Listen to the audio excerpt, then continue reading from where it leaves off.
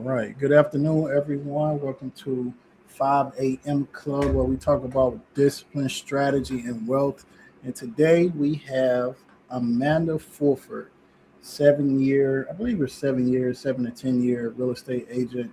And she's very knowledgeable about how to become a real estate agent and how to be successful. And real estate is a tool you can use to acquire wealth. And we're going to talk about how to be a better agent, correct? Yeah, absolutely. So I'll let you give your bio, your rundown, tell everyone who you are, and then we'll get started because I have a lot of questions I want to ask. Okay, I'm here for it. So, as you said, I'm Amanda Fulford. I serve Eastern North Carolina primarily. I have been in real estate for almost 8 years. It'll be 8 years in May.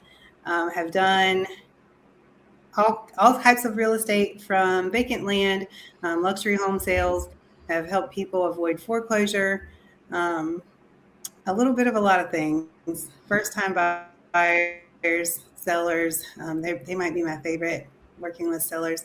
But I recently, in the last year, became a certified mentor with my company, EXP Realty, my parent company, and I just want to help teach other agents a lot of the things that I didn't know when I first started in real estate to give them a running shot of being successful. Cool. So let's go ahead and get right into it. What are people misunderstanding about making money in real estate today? Well, as an agent, I think a lot of people go into real estate thinking that they're going to make a lot of money and don't realize that real estate is not a job, it is a business. So it does take some investing, some sweat equity, and some cash to really get the ball moving. You have to have one or the other, if not both. You have to have money or you have to have time to market yourself. Over everything, we are marketers. We market our business. We market ourselves. We market properties. So really, that's the highlight of our property. I mean, of our mission is marketing. Your husband just sent a message. One second. Uh, I'll respond to him in a minute.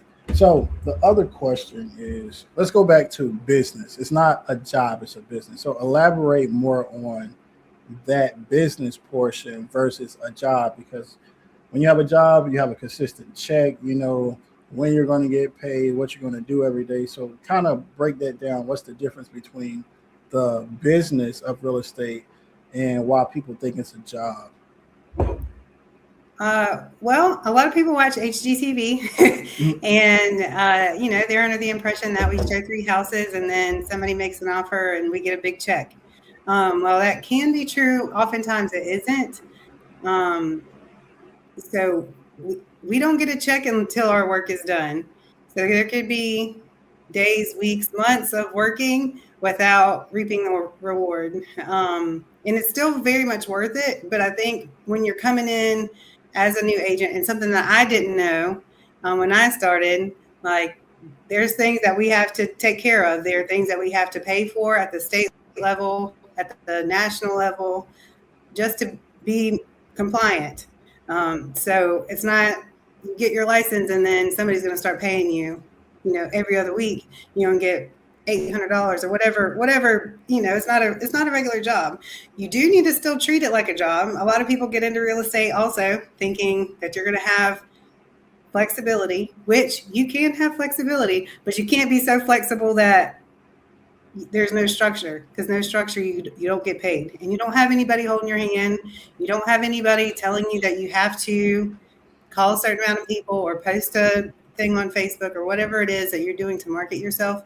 There are some really, really great mentors and other agents that you can lean on to, but you as yourself, you really have to be interested in learning and learning how to run the business, because school's not going to teach you how to run a business. It's going to keep you out of real estate jail. It's going to tell you what not to do. It's going to tell you don't discriminate, things like that. But it's not going to tell you how to actually make money.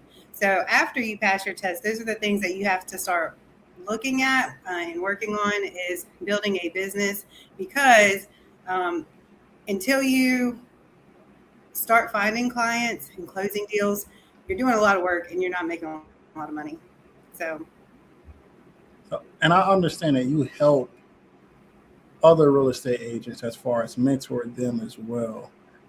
How do you come into doing that? Like, what's the first thing that you tell a new real estate agent when they ask you to help them?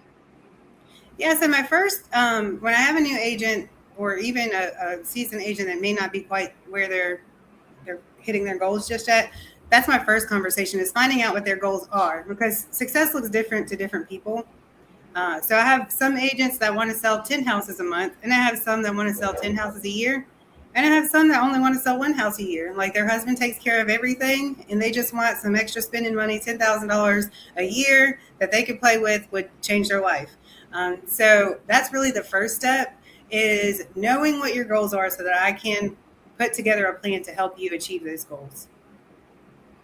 And goals are very important. Goals, objectives, and the way to accomplish those things as well. So you hit right on the money with that, because when I'm coaching someone, I also go over goals, as you know. But what's where are the biggest opportunities right now for new real estate agents? I think really just don't give up. You have to stay visible, because because you don't see results right away, it's easy to get discouraged. You can make 10 calls and nobody answers the phone. You can call your best friend and they can use another agent. Like, there's a lot of ways to get discouraged, but really the main thing is, after you know what your goals are, is to execute the plan, and that'll look different for everybody. But just to be consistent, you'll have a lot more success being consistent than burning yourself out trying a whole bunch of different little things. I think that's a big mistake that agents make getting started. They're like, oh, well, I tried cold calling, I tried door knocking, I tried sending flyers, but you're not consistent long enough to produce the result you're looking for. And I'd say that some of those methods are outdated, but some of them still very much work. Um, Agents just aren't staying consistent long enough. Consistency, consistency. I love that. And you went right down the pipeline. So discipline, strategy, or you could switch those up, strategy and then discipline. But it does take consistency to see any progress in anything that you do. So I love that you said that. And now I want to get into the money talk. Let's talk some money. Okay. So let me get to it. How can someone make their first $10,000? I know you said $10,000, so I'm gonna use that number in 30 to 60 days of becoming a real estate agent. Um, so for me, I would just target sellers. Target sellers if you can, because they have a product to get rid of. Now, what I do when I need to sell something fast is I'm targeting tired landlords, distressed properties, pre-foreclosures, because they have to sell. They have to have a solution quickly. So that would be my first recommendation. Obviously, talking to your friends and family can be helpful, but they're not going to guarantee you a paycheck in 30 days. Um, they might, I mean, it's still important to talk to them, maybe ask them who has a need, who do you know that I can help serve, and be direct with it so that you're managing your time appropriately. I think that's another mistake that agents are making, is spending too much time on the wrong clients or the wrong client avatar. But if you're focusing on sellers, if you're focusing on buyers, I have a buyer right now that I've been working with for almost 3 years. So if that was my only client, I'd be very hungry. So I love working with buyers. It can be very rewarding, especially first-time buyers. Holding their hand it's awesome to get them across the finish line. But I will say that if you need something quickly, you need to find people that are motivated. Expired listings, already know that they had an intention to sell and it just didn't work out for whatever reason. So you want to contact those people. For sale by owners, they don't think they need an agent, or they don't want to pay an agent, but you know that they're serious about selling their property, or you know that they want to sell their property. Whether or not they're serious is uh, up for debate sometimes. But I would target those first because you already know that they've put their hand up and said, I want to sell my house. So you don't like the distressed people, not so much said I want to, but maybe not have a choice. And then the expires and for sale by owners also have said, I want to sell my house and they need our help. And maybe you already covered this, but what separates top agents from those that are stuck?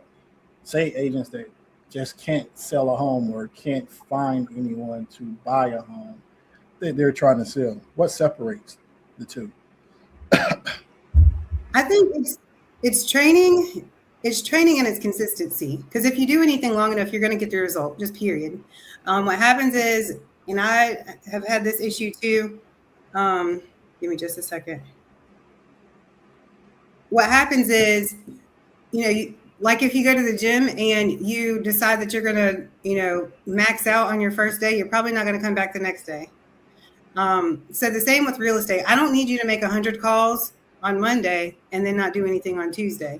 If you made, 5 calls a day or found 5 new people to talk to every day, or 5 days a week, I try to keep my weekends. I try to protect my time. That's a whole nother sidebar when it comes to real estate agents. But if you're consistent, that time compounds. If you just talk to 5 people a day, that's 25 calls a week. It's 100 people a month that were not in your database, and you build from that. So you have 100 people a month, you got 1,200 people that you've talked to. So instead of trying to wear yourself out in the first day, just space it out, pace yourself, and be consistent. That's really what change. That's what changes good from the great, and follow up. A lot of agents drop the ball on following up.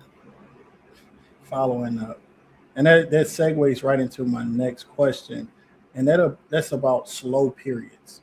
Mm-hmm. I know real estate is kind of like up and down sometimes if you're not a top agent, right? Mm-hmm. So what can help someone stay consistent during slow periods? I think having an accountability partner or having a team, may not be a formal team, but just a group of agents to mastermind with together, because you need people. It takes a village. It takes a village to raise kids. It takes a village to build a business. And I think surrounding yourself with other people that understand what you're going through, other entrepreneurs, other real estate agents, really helps keep you level-headed in those slow periods. Interest rates aren't 2%. So, things aren't as crazy as they once were. It wasn't as easy for agents. You actually do have to do some work if you want to see results. But there's still opportunity everywhere. I think that's probably my biggest takeaway is there's still opportunity everywhere. So don't listen to the news. Don't listen to the news. We've sold, so far in our first quarter, we've already sold 10 properties, which a lot of agents don't sell 10 properties all year. So we're pacing, but it's because we've been consistent. So just stay focused, keep your head down, and remind yourself your why, your goals, what you're doing, what you want to do, and why you want to do it. It will help keep you on task, and surround yourself with positive, encouraging people that can answer questions for you, that'll role play with you, that will hold your hand when things get sticky. And I know you said we. So the company, the team. So when should a new agent start looking into building a team? I think after they have, a few sales under their, it's going to be different for everybody, because when I got started, I had a lot of deals I didn't make it across the finish line. I had a client miss a $25 credit card payment and could no longer buy a property. So things happen. So you get a lot of experience, even if you don't have closings.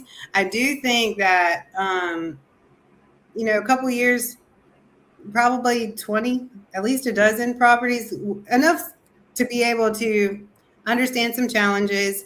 At this point in our career, we've sold over 100 properties, but I don't have all the answers, but I know who to ask. I do think it's important that you have a foundation before you start building out your own team. or bring them to my team, and we can tag team and work on it together. I can show you what I'm doing so that you can recreate your own team if that's something that you're interested in the future. And I know it's steps to everything. So the next question I have is, what systems need to be put in place to have a predictable income, since real estate is an up and down roller coaster at times? I think the systems really go back to that consistency. Having a CRM is really helpful. Having a admin person is very helpful because there's a lot of busy work that can come in real estate. We have a lot of drive time hours. Um, we put out fires. Sometimes I say that we're more firefighters, or no, we're not real estate agents, because I find myself, calling the county to figure out, you know, God only knows what, a sewer issue, a planning issue. Can we add this? Is this building permitted? Things like that. So I think your system really needs to be around who's going to help get those questions answered so that you can focus on finding more business. So what I like to say is, you're the doctor. You need to have your you need to have nurses to help support you. You need to have your front desk lady, receptionist to help field calls. And then you need to have a system to follow back up. And sometimes it can be the same person doing multiple jobs, but I think that really helps your income be more consistent. And also just really focusing on who you want to do business with. What does your ideal client look like? If you want to only focus on first time buyers, that's fine. But just understand that they take a little more time. So when you're planning this, instead of, you know, shooting for, putting them on 30 days, maybe you say, like, on average, they're going to close in the next 6 months. And they could close tomorrow, but just so that your business isn't volatile, you want to make sure that your pipeline stays full. You want to organize them, people that are ready right now, people that are going to be ready in the next three to 6 months, and then people that are 6 to 12 months, and then, over a year. They may have credit challenges, income challenges, may just not want to. They may be learning a new area. So make sure that you're categorizing the people that you are talking to see where they're at in the process, and then fill in those gaps. If you don't have anybody in your pipeline that's ready to buy in the next 30 days, you got to find those people. Now let's weed some people out here. Let's have some fun. So, who is real estate not for? I think real estate is not for people that are not patient. I think that it's not for self-starters, because, again, you don't have anybody holding your hand. You don't have anybody to really answer to. So those are probably the biggest things that it's not for. I strongly recommend you not starting from zero in real estate, because I did, and I struggled for a long time. Can you make things work if you have the grit? Absolutely. But I would strongly recommend that you do have 6 to 12 months in savings before you start real estate, or have a spouse that's able to support you, family member, somebody, a second job, because it takes a lot. You can't, like, when I list a house, we're going to get it cleaned. Either you're going to have it professionally cleaned, or I'm going to hire somebody to clean it. We have different packages for our sellers that'll look differently. We pay for professional photography on all of our listings. If you don't have money to pay for these, to pay to get the house cleaned up, if you don't have money to pay for your photographer, you're not going to be ready. And some aren't, and that's okay. But you want to protect your brand. And so I think it's not for you yet. Or it can be, just understand that you might face some additional challenges in the beginning until you do build that up, if you don't have financial support. Now let's go back to a more comforting question. Okay, what you got? What should serious new agents do right now if they want to work with you? Call me. Get in my DMs. No, seriously, I'd love to schedule a coffee in person or virtual. Again, my first step is going to be to find out what your goals are. How can I help you? Because again, that's going to look different for everybody. And I understand. I think that I'm a pretty easy to get along with, but I understand I'm not everybody's cup of tea. So that would be our first chance to really interact, for me to learn who you are, for you to learn more about me personally and professionally, and to see what your goals are, to see if we're going to be a good fit. A good fit. All right. And also to add on to what Amanda is saying, Amanda is a part of the 5 a.m. Club, the wealth creation community. Like we said, we have to have a village to help everyone. So Amanda is there. She's on Facebook. I think you're on TikTok.